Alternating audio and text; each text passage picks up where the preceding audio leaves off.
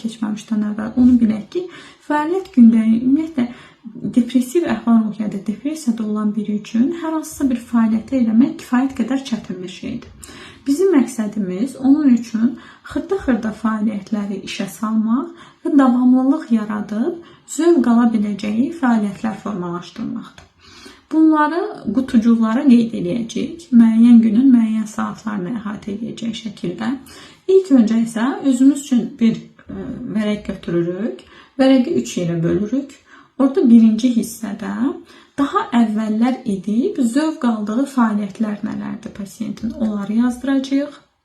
Birinci hissədə əvvəllər edib zövq aldığı, ikinci hissədə eləməli olduğu fəaliyyətlər, yəni gündəlik bunları eləməlidir. Üçüncü hissədə isə eləsə əgər, yəni heç eləməyib indiyə qədər, amma eləsə əgər ona çox böyük zövq verəcək fəaliyyətlər.